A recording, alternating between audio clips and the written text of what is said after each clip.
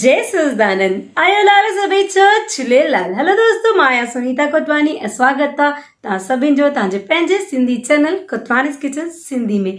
त अचो त रेसिपी स्टार्ट कयूं। ऐं रेसिपी स्टार्ट करण खां पहले जे अगरि तव्हां अञा ताईं मुंहिंजे चैनल खे सब्सक्राइब कोन कयो अथव त प्लीज़ मुंहिंजे चैनल खे सब्सक्राइब कजो, वीडियो खे लाइक कजो ऐं पंहिंजे फ्रेंड्स एंड फैमिली सां गॾु शेयर कजो। त अचो त टेस्टी सी रेसिपी स्टार्ट कयूं। त ॾिसो इहे आहिनि वाङण पटाटा चहिरा चटपटा जेके मां हिते ठाता आहिनि। ऐं हिन लाइ हिते मां 2 पटाटा खया आहिनि जेके मां छिले करे धोई करे ऑलरेडी जेको आहे न रेडी करे रखियो आहे। ऐं हाणे हिनखे हिन प्रकार सां तव्हांखे जेका आहे न हिन कटिंग करणी आहे। ॾिसो हिन तरीक़े सां हिन साइज़ ऐं शेप में। ऐं वाङण खे बि जेको आहे न मां लॻभॻि ट्राए कंदमि कि इन ई साइज़ ऐं शेप में कटे करे रेडी कयां। त ॾिस हिन तरीक़े सां मां वाङण 2 अध कया ऐं ट्राए कजो कि सेम साइज़ जा वाङण पटाटा हुजनि त उन सां जेको आहे न भाॼीअ लुक सुठो ईंदो आहे। त 1 वाङण खयो मां हिते ऐं 2 वॾी साइज़ जा पटाटा। ऐं हिनखे तरे करे असांखे रेडी करिणो आहे। त पहले मां करे खई हिन जी कटिंग। ऐं तुरंत वाङणनि खे जेको आहे न कटे करे तरजो, न त वाङण जेके न कारा थी वेंदा आहिनि। त पहले जेको आहे असां वाङणनि खे तरंदासीं, पटाटनि खे पोइ तरंदासीं। हिते तेल मां ऑलरेडी जेको आहे न गरम करे रखियो ऐं हिन में जेको आहे वाङणनि जे तकनि खे हाणे विधो। ऐं वाङणनि खे तव्हांखे जेको आहे न वधीक सोक न करिणो आहे, बसि हल्को गुलाबी सो मथां सां थी वञे ऐं तव्हां हिनखे जेको आहे न तईअ मां कढी वठिजो। बिल्कुलु ज़्यादा सोक ऐं ॻाढ़ो न करिणो अथव, हल्को गुलाबी मथां जेका आहे न क्रिस्पी सी लेयर अची वञे, बसि एतिरी। त वाङण जेके न रेडी थी चुका आहिनि। मां हिनखे तईअ मां हाणे जेको आहे न कढी वठंदमि। ऐं छो जो त असां हिनखे वरी सां फ्राए करण वारा आहियूं, डबल फ्राए, त इन करे असां हिनखे वधीक हिनमहिल न कंदासीं। ऐं हाणे हिन में मां विधमि पटाटा। ऐं पटाटनि खे बि जेको आहे न तरे कढो, पर वधीक सोक ॻाढ़ो बिल्कुलु न कजो।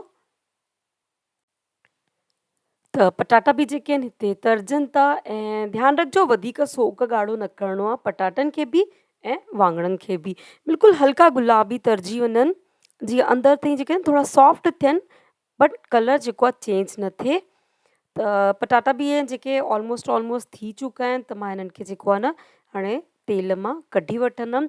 ऐं हाणे हिन भाॼीअ लाइ जेको आहे न असां ठाहींदासीं स्पेशल मसालो, जेको असां रेगुलर मसाले खां थोरो सो डिफरेंट। त पटाटा जेके आहिनि पहले मां तईअ मां तरे कढिया। ऐं हाणे हिकिड़े पैन में मां विधुमि 1/2 चमचो जीरो, 1/2 चमचो सौंफ ऐं लॻभॻि 10-12 पीस जेके आहिनि न कारे मिर्चनि जा। ऐं हाणे हिन खां पोइ विझंदमि मां 1/2 चमचो सुका धाणा। मसालनि जी मात्रा त हिकदमि ध्यान सां खणिजो। 1/2 चमचो धाणा ऐं 4 मिर्च। मिर्च तव्हां घटि वधि करे था सघो, पर जीरो ऐं सौंफ, कारा मिर्च, धाणा इहे तव्हां न प्रॉपर सां ध्यान सां कढिजो। यानी 2 पटाटनि ऐं 1 वाङण में परफेक्ट इहो मसालो जेको आहे न बीहंदो आहे।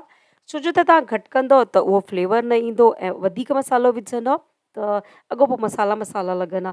त मीडियम फ्लेम ते तव्हां हिनखे सुठे सां ड्राई रोस्ट कयो। ऐं उन खां पोइ जेको आहे न हिनखे असां मिक्सर ग्राइंडर में दरदरो पीसंदासीं। सफ़ा बारीक बि न कजो ऐं खोड़ ज़्यादा मोटो दरदरो बि न कजो, बट थोरो सो हल्को दरदरो तव्हांखे जेको आहे न ॾिसो हिन तरीक़े सां इहो मसालो पीसे तयारु करिणो आहे। ऐं हाणे हिन पैन में मां 1 नंढो चमचो तेल विधो ऐं जेके तरियल वाङण पटाटा असां रखिया आहिनि उहे विधा। हिनखे थोरो सो था करे वठो मिक्स।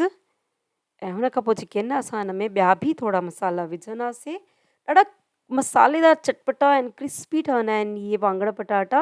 हाणे हिन में सभिनीनि खां पहले मां विधुमि लूणु स्वाद अनुसार। ऐं उन खां पोइ मां हिन में विझंदमि हैड्र 1/2 चमचो, अमचूर पाउडर 1 चमचो, ऐं जेको असां मसालो पीसे तयारु करे रखियो आहे न उहो मसालो।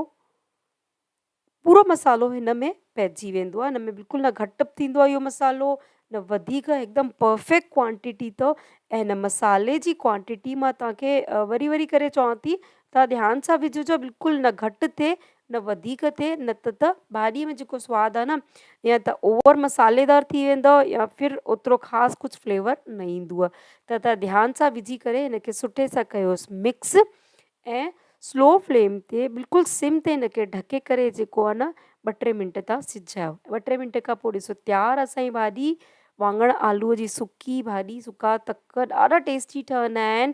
त खाओ हुनखे पंहिंजे फेवरेट फुल्के सां गॾु, ढोढे सां गॾु या दाल चांवर सां गॾु। ऐं मूंखे त इहे वाङण आलू जा तक जेके आहिनि न ढोढे सां गॾु ॾाढा पसंदि ईंदा आहिनि। ॾाढा टेस्टी ठहंदा आहिनि, हिकदमि क्रिस्पी ॿाहिरां ऐं चटपटा मसालेदार। त फ्रेंड्स, कीअं लॻियो तव्हांखे मुंहिंजी अॼु जी रेसिपी ॿुधाइजो। ऐं जेकर तव्हां मुंहिंजे चैनल ते नया आहियो त प्लीज़ मुंहिंजे चैनल खे सब्सक्राइब कजो। त जल्दी मिलूं था, तेसिताईं जय सच्चिदानंद, जय झूलेलाल।